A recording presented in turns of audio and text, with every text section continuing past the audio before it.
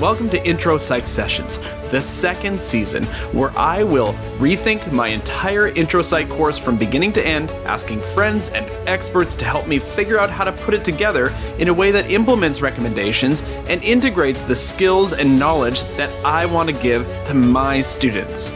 And who better to join me on this adventure, co-hosting the series with me, than Dr. Regan A.R. Gurung. This is Intro Psych Sessions Season 2, and I hope that these conversations will help you as you think about your students and your own intro course. Let's get to it.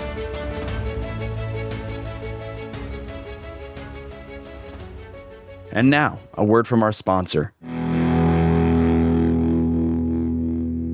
Endless distractions, overbooked schedules, information overload. Students face so many barriers to being fully engaged with their schoolwork.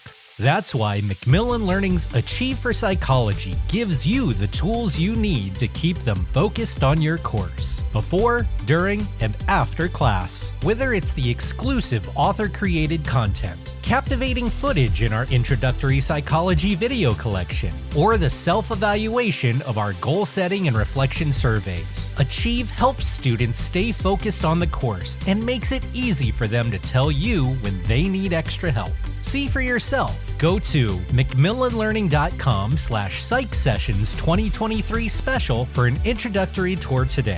Macmillan's Achieve for Psychology, engaging every student, supporting every instructor, setting the new standard for teaching and learning. I think we should do a little recording wrap up. What do you think? Is that all right? Do you have time? Sure. Yeah. And actually, yes, but and also really, even those two conversations really gave me some good food for thought. So, yeah. For in terms of possible variations on the theme, Yeah. Say more about that. So I think, automatically, there are some, I think you already noticed that I tried to give, talking to Dave, it really made me think about that dichotomy between, one key theme here is how do you pick the content, right? And Dave had his 3 answers, and I like the way both Sue and Dave had slightly different takes on the textbook author versus teacher, right? And Dave's was much more, it's the same. And Sue's, I think, was a little different. And I think the reality is, right, you can't put everything into a class that's in a textbook, right? And that's why you may have noticed I loved, putting you on the quasi spot with with the whole, well, should we expect them to read more than they were talking about? Is that fair to expect them to know more than we're talking about in the classroom, right? Isn't that the question, right? Because that was the subtext of when you said, I just want them to study this, without, and that I hear you on that. Yeah. But how do we make that call? So anyway, that was one theme that came up for me. And then I think another big theme, and this was bubbling its way through, but wow, are we ready for almost a complete pivot to organizing a course completely around themes? And I mean the IPI themes, because when you said you talk about it and you wonder whether you need to do it more, let's double down on that and go, maybe we talk about it all the time, every week, and maybe not all the themes, but we pick up some themes where for every chapter, we are giving them examples over and over. And I know I tried to do it, and I need to do a much better job. And it's getting there where I, bring up the theme before the thing and talk about it. And I'm very curious to look at our course assessment data to see the extent to which students believe their knowledge about those themes have increased. So anyway, those are just some really cool things. And in some ways, this is a recap anyway, but so you can use what you want. Yeah. But what did you think? Were you surprised by some of the things that came up? Well, I want to piggyback something that you said, or maybe just take it a little bit further. It's going to be hard again. I'm going to share my screen with you, but I'm going to show you this spreadsheet that I've done for basically content here. I would love a copy that I can look through. Yeah. Sure. Well, but check this out. Here's what I did. See those yellow highlights? That's there? cool. These are all the topics that I'm going to cover. These are the integrative themes, and I've put an X kind of down. And, I do wonder, what would a course look like if they were all organized by the themes? I think it wouldn't work, Regan. I think it would be, think about, you'd be moving across so many different parts of, so just as a thought exercise right now, if I was to build the first I don't know if this is in order or not, but let's take the equity theme. Okay. So if I was to, the very first thing I give students was, let's just see here, experiments. I've kind of highlighted that experiments are somewhere where I can hit this theme, nature, nurture. Let's jump down to internal, external locus of control, sex and gender, social cognition, prejudice.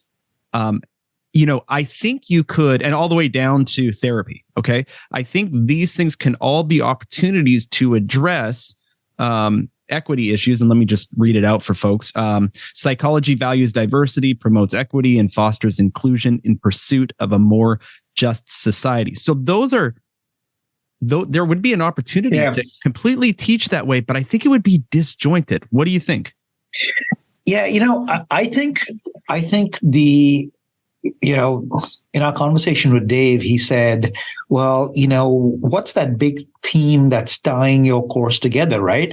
And I think some of these themes could be, and in terms of disjointed, I think some of these themes, and I've tried this, and I haven't had a lot of success trying to say, can one of these themes make it through my entire 10 weeks, let alone a 16-week semester?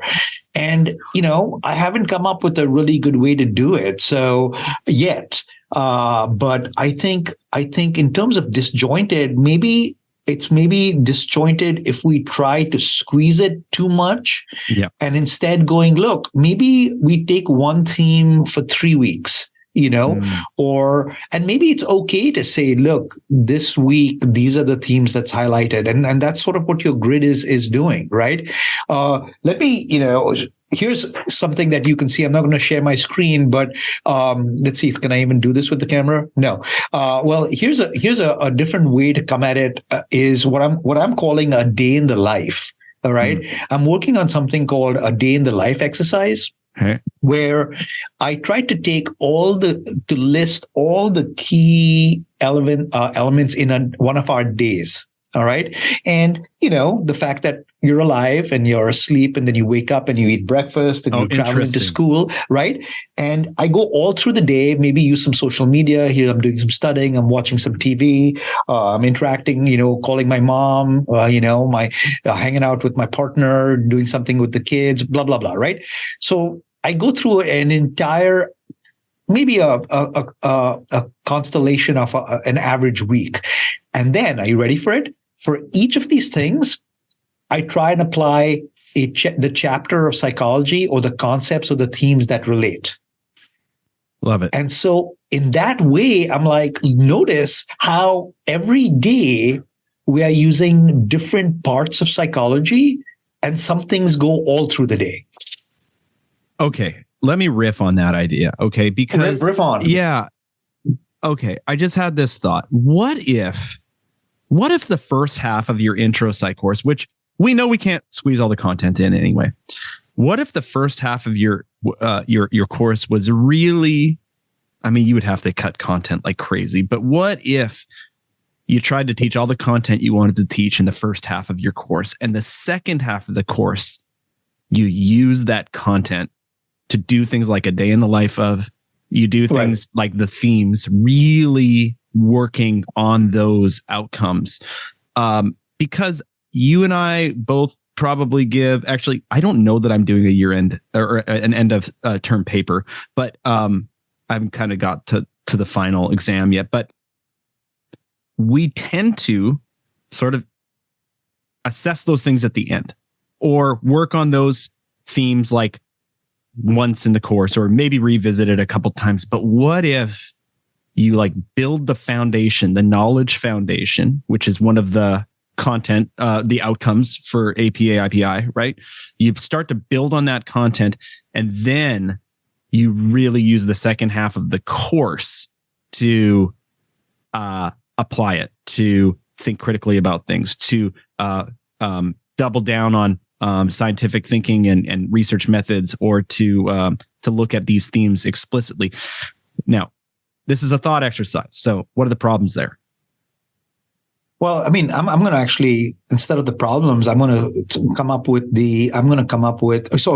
answer the problem and then I'll give you an alternative to the theme, right? Okay. I think part of the problem is then it's even more content in a smaller period of time, right?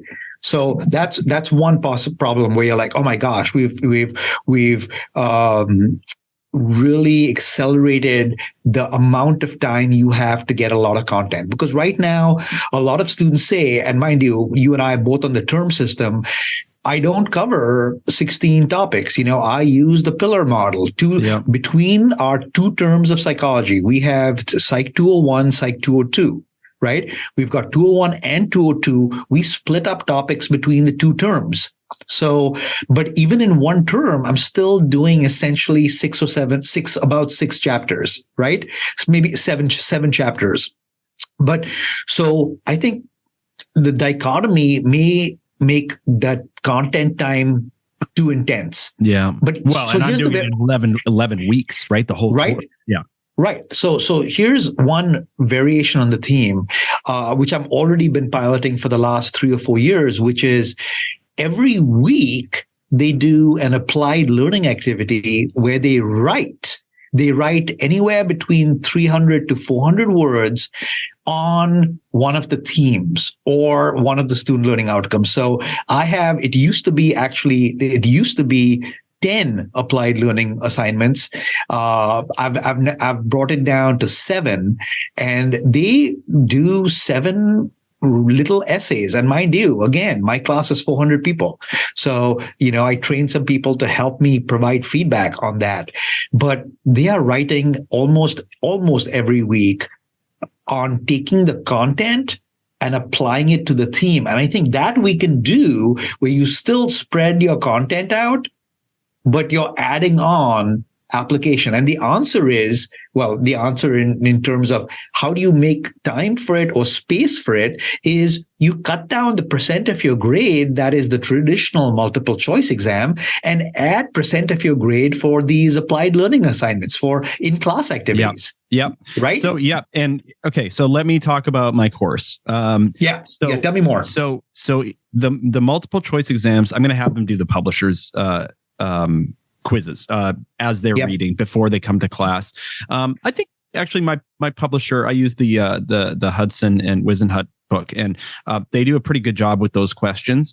But again, I've really focused in on particular content areas, right? So here's the thing though. I know what you're saying. When somebody's going from 100% multiple choice questions or 80% of their course, especially for larger sections, I get that. But you're saying let's increase the amount of points we're giving for writing.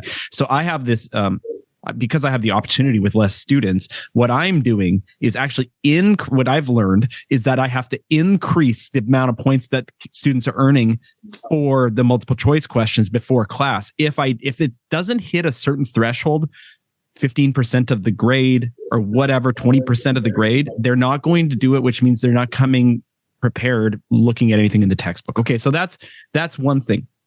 I do like this end of the week application. Here's my problem, Regan. I am still doing too much. I feel like I'm still asking too much of students, and I know that can come off wrong, but I don't want to swing the pendulum too far, but I used to ask so much of students.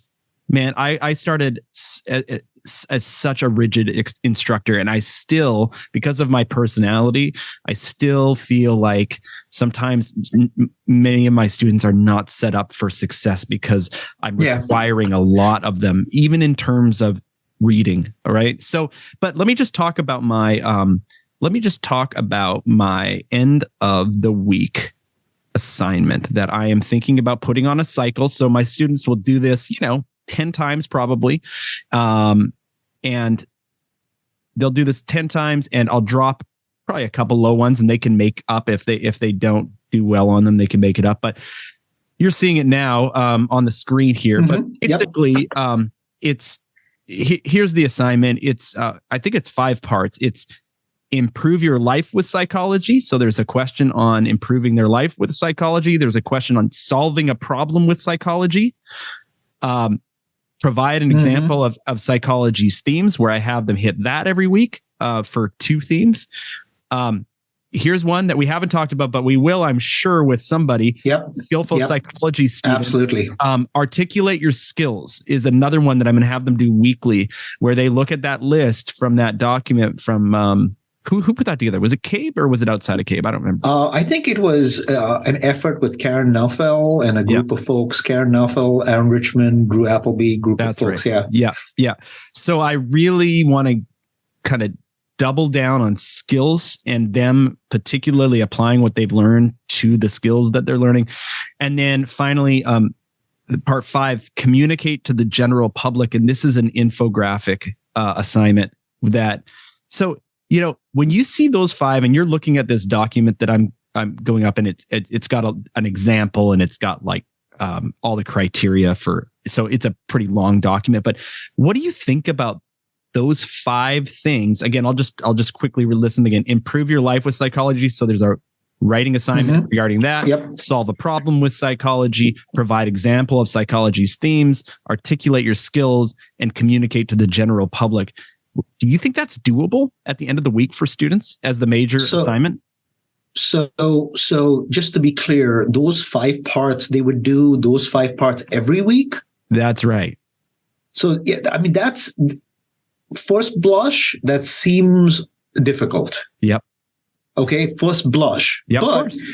As you scan through it, I notice some of those things are like only 50 words. That's right. So 50 words or 100 words. So that, I think, all of that together, given that you are providing the scaffolding, it's probably by virtue of being deeper processing and application.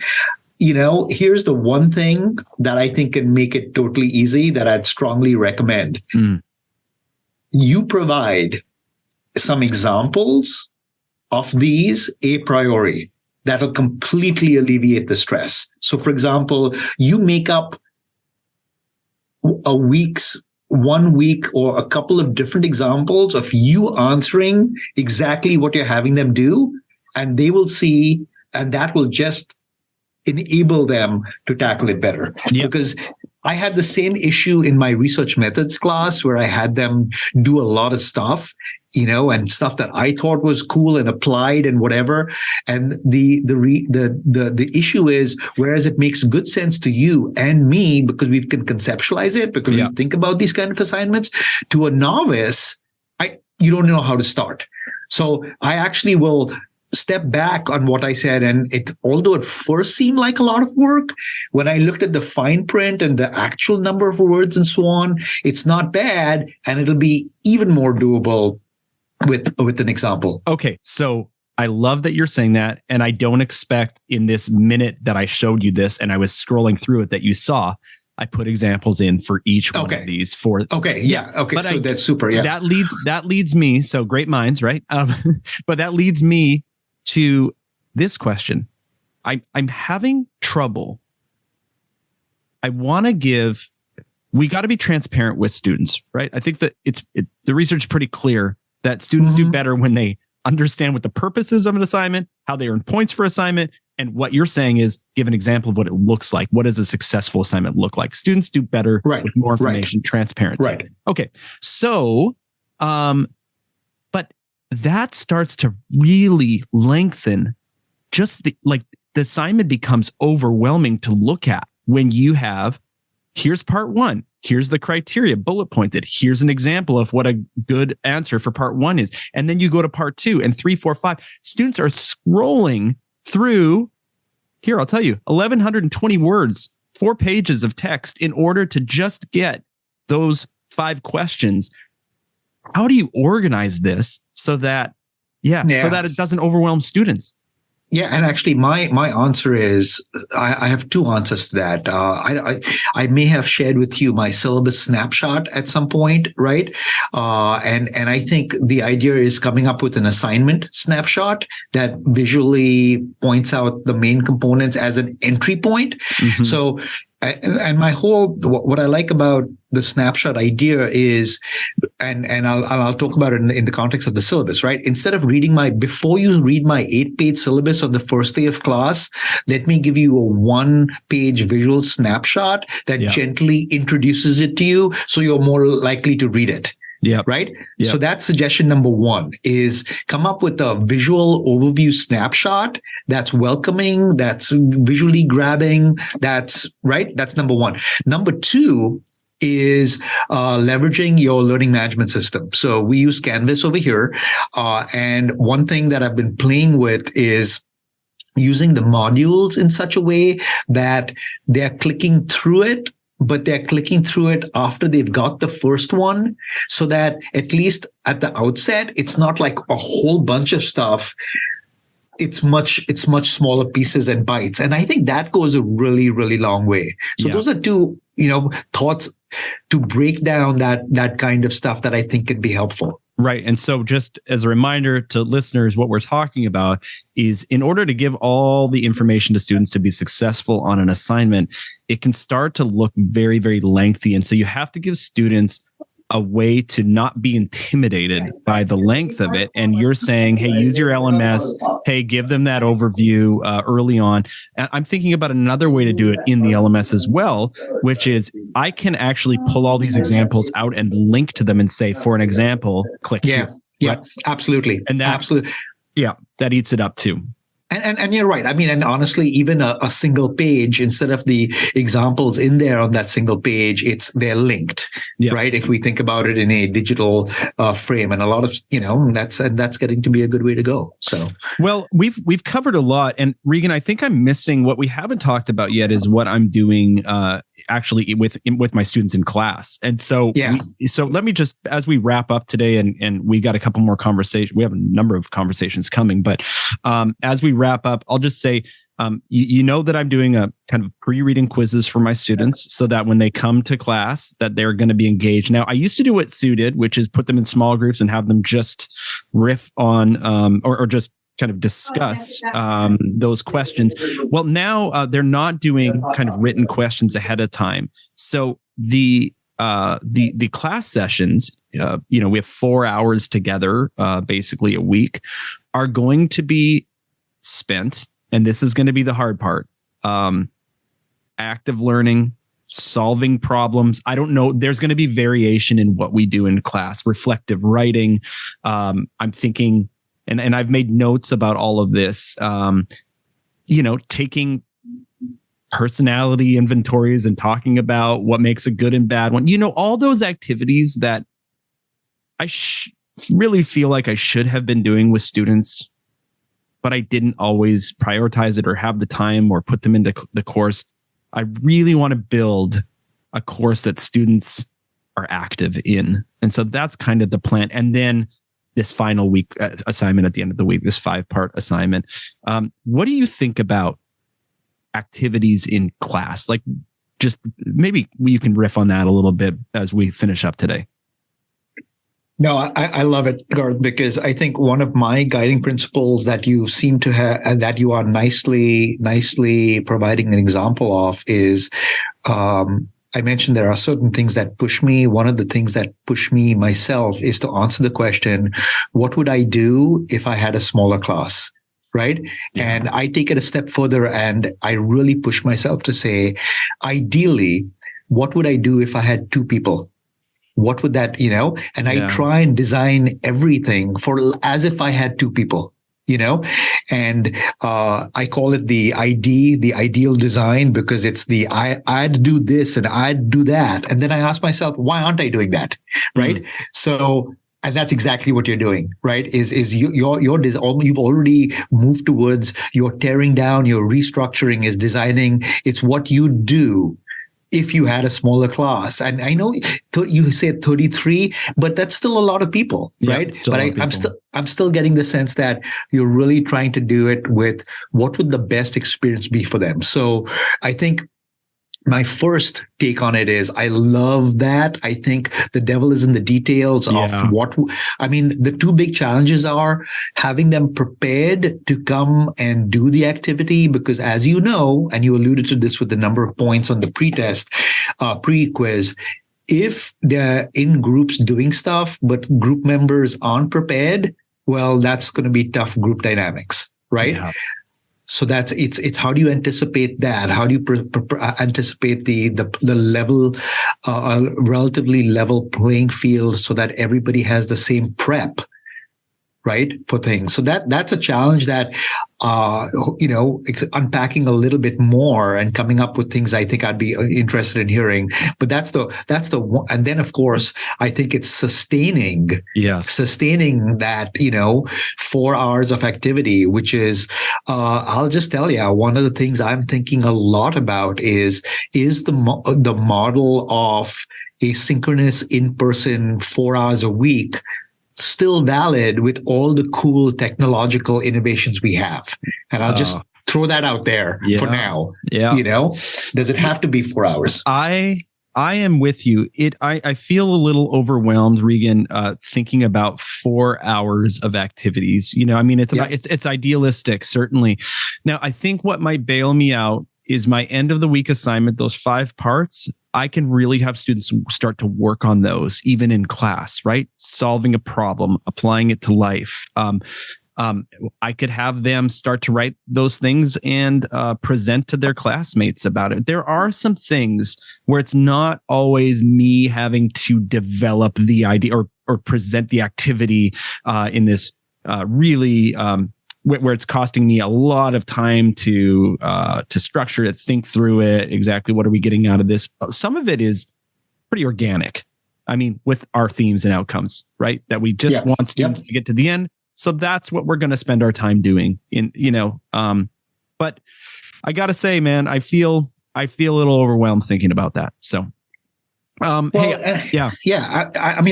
to say, I think, I love the grid where you've mapped out topics. Here's where, we walk the walk, where you ask yourself, is there too much content in there?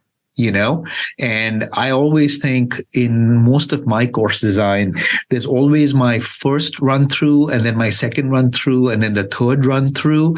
And I think you're sort of, with all due respect to the work you've done on it already, I think some additional run throughs will probably provide ways where you go, you know what? Given all these cool things we talked about, here are some things I can jettison or put into an alternative format instead of covering, just so that my time with them can be more focused and on point. Yeah. So don't, the good news is you're not teaching this course next week. That's right. Literally. So this time is wonderful for sifting and winnowing through what you have. Yeah. I've got 9 months from right now in this conversation. And and I already know some things like after our conversations today, I'm going to create a single PDF where I say, these are the topics we're not covering in the course that you might be interested.